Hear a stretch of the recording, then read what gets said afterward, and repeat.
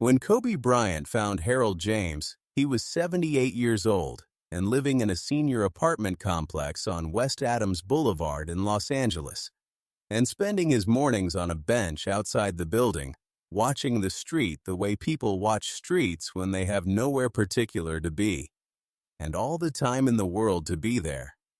Harold had driven a city bus in Philadelphia for 31 years, Route 52, which ran from downtown through West Philadelphia and back. And he had retired 11 years ago and moved to Los Angeles to be near his daughter. And he had not thought about Route 52, or most of the people he had carried on it in a long time, until a Tuesday morning in November, when a tall man in a dark jacket sat down on the bench beside him and said, "Mr. James, my name is Kobe Bryant, and I used to ride your bus." The question was never whether Harold deserved to have someone sit down beside him on that bench. He had carried thousands of people through the streets of Philadelphia for 31 years, and most of them had not known his name, and none of them had ever come back. And the question of what it means to do that work for that long, and what it leaves behind when the work is done, was one Harold had mostly stopped asking, because the answer seemed to be nothing in particular, and he had made his peace with that. And then here was a Tuesday morning in November that suggested the answer might be something after all. Nobody, not Harold, not his daughter, Vivian, not the man on the bench beside him, could have known what a Tuesday morning was going to become, when Harold looked at the tall man and said, "I remember you." Kobe had been 13 years old the first time he boarded Harold's bus. The route ran past the recreation center where Kobe practiced 3 afternoons a week, and on the days his father couldn't drive him, Kobe took the bus, which meant Route 52, which meant Harold James at the wheel. With the particular stillness of a man who had learned that the job required you to be the calmest person on the vehicle at all times, regardless of what was happening around you. Harold had been 53 that first year, and had already been driving the same route for 22 years. And he knew his regulars, the way you know people you see at the same time, in the same place, over years, which is not intimately, but completely. You know what they need before they say it, and whether today is a good day or a hard one. He had noticed Kobe immediately, not because of anything Kobe had done, but because of the basketball under his arm, which Harold noticed the first day, and the gym bag, and the way Kobe sat, which was not the way most 13-year-olds sat on a city bus, which was sprawled and loud, but upright and inward, the way people sit when they are thinking about something that matters to them. Harold had said nothing for 2 weeks. On the 3rd week, Kobe had gotten on the bus, and it was raining, and the bus was crowded, and there were no seats, and Harold had called back without looking up from the road. "The seat behind me is open, son." And Kobe had made his way forward and sat in the seat directly behind the driver's seat, which was technically not a passenger seat, but which Harold had been known to offer to specific people in specific circumstances. And Kobe had sat there for the 40-minute ride to the recreation center, and Harold had said nothing else, and Kobe had said nothing, and that had been enough. He had offered Kobe that seat for 3 years, not every time, but often enough that it became a thing. They both understood, without discussing. Kobe would board, and if the bus was crowded, Harold would say the seat without looking up, and Kobe would come forward and sit behind him, and they would ride in the particular companionable silence of people who have established a way of being together that works and have no reason to change it. Occasionally, Harold said things not often and not at length, But occasionally he said something from the front of the bus to the boy in the seat behind him, about the route or the neighborhood, or once about a basketball game he had watched the previous evening, and Kobe had responded. And that was the conversation, nothing more and nothing less. But over 3 years, it had accumulated into something neither of them could have named, but both of them carried. When the Bryants left for Italy, Kobe had gotten on the bus one last time, and when he got off at the recreation center, he had said to Harold, "I'm moving to Italy. I won't be on the bus anymore." And Harold had said, "Take care of yourself, son." And Kobe had said, "Yes, sir," and gotten off, and the door had closed. And that was that. In the way that things end when you are young, which is completely and without ceremony, because you do not yet know how to honor endings, the Foundation researcher found Harold, through SEPTA retirement records, cross-referenced with a forwarding address in Los Angeles that had come through a pension update form. Harold James had driven Route 52 for 31 years and retired at 67 and was now 78 and living on West Adams, and his daughter Vivian lived 12 minutes away and visited twice a week. Kobe had driven himself. He had parked on West Adams and walked to the complex and asked at the front desk. And the woman at the desk had said, "Mr. James is usually on the bench in the morning," and pointed to the door. And Kobe had gone out. And there was Harold on the bench, watching the street. Harold had looked at him for a long moment. "I remember you," he said. Kobe sat down on the bench beside him, the seat behind me. Kobe said. Harold nodded. "Once. I wondered about you," he said. "Eventually, I turned out all right," Kobe said. Harold made a sound that was not quite a laugh. "I could see which way it was going," he said. Even then, they sat on the bench for a while, watching West Adams Boulevard together, the way they had once watched West Philadelphia together, through a bus window without needing to say much about what they were looking at. Harold told him about the 31 years on Route 52, and about the retirement and the move to Los Angeles to be near Vivian, and about the apartment, which was fine.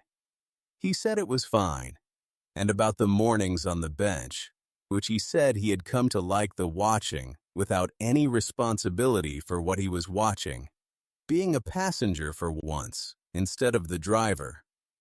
"How is it?" Kobe asked. "Being a passenger." Harold considered this quieter. He said, "Do you miss it?" Kobe asked. Harold looked at the street. "Some of it," he said. "I miss knowing the route, knowing what was coming around the corner." And he paused. "I don't miss the schedule." Kobe nodded. "What do you need, Harold?" Kobe asked, and he said it directly, the way he had learned to ask it, which was as a real question, not a courtesy. Harold looked at him. "I don't need much," he said. And then he was quiet for a moment and said, "Vivian worries about the stairs. The elevator in this building is unreliable, and my knees are not what they were. And she's been trying to get me to move to a ground floor unit. But the ground floor units cost more than I have room for. In the budget, how much more?" Kobe asked. Harold told him, and Kobe said, "I can do that." And Harold said, "You don't have to." And Kobe said, "I know." And Harold said, "I'm serious."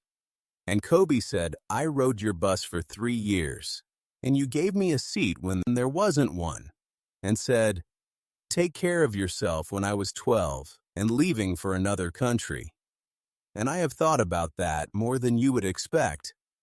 And Harold looked at him for a moment and said 13. And Kobe said, "What?" And Harold said, "You were 13. Not 12, I remember, because you were already too tall for that seat. But you sat in it anyway. And Kobe looked at the street and said, right. 13, and Harold said, why does it matter? And Kobe said, it doesn't. I just want to get it right. And Harold looked at him and said, all right. The foundation arranged the transfer to a ground floor unit.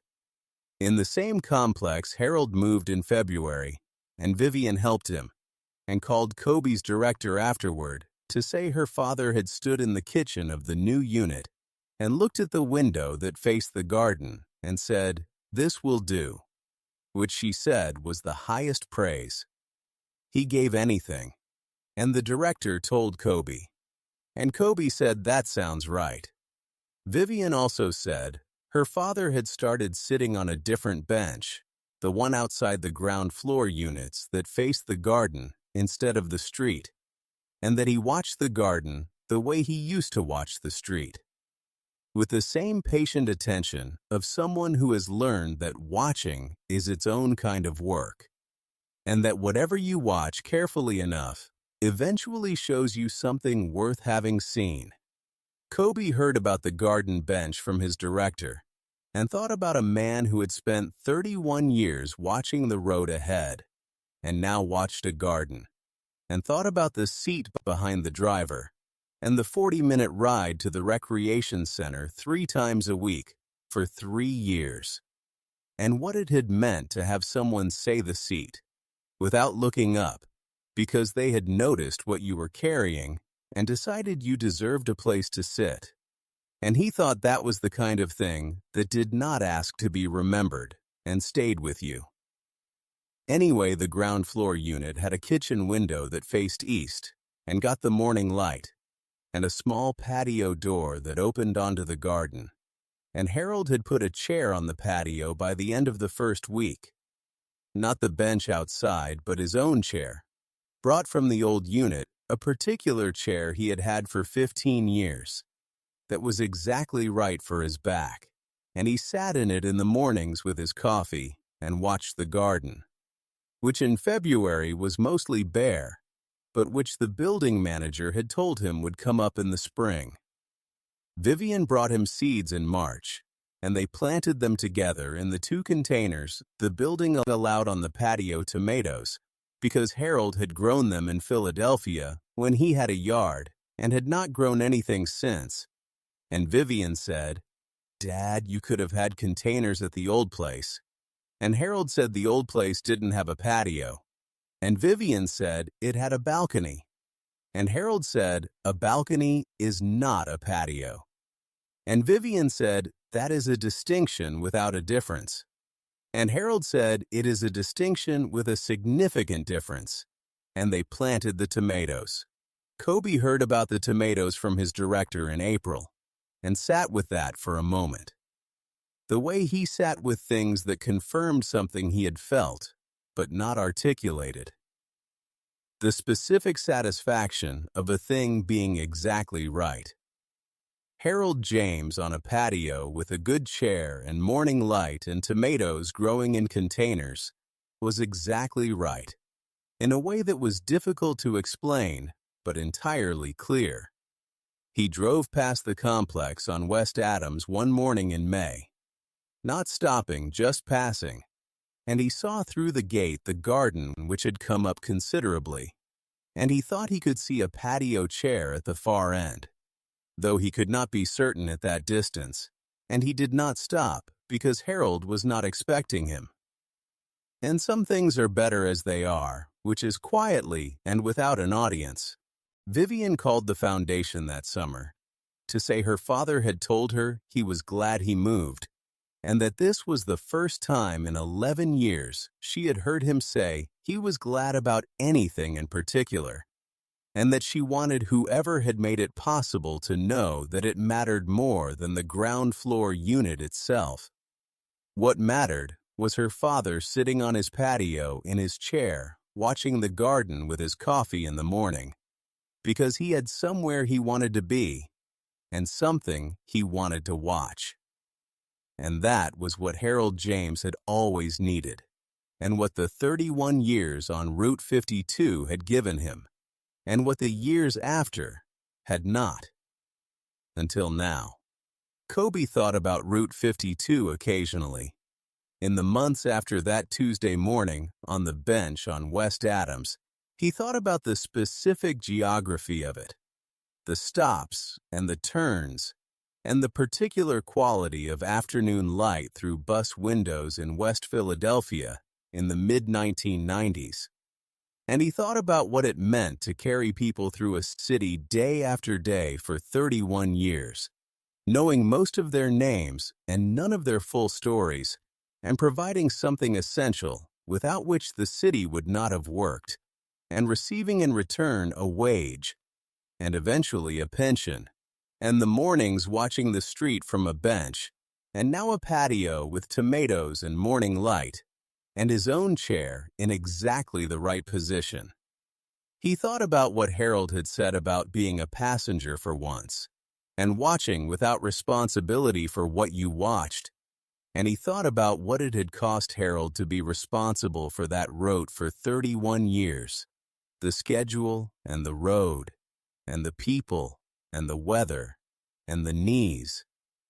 And he thought that a ground floor unit with a patio and a garden and morning light in the kitchen window was a very small return on 31 years of showing up. And he thought it was also not nothing.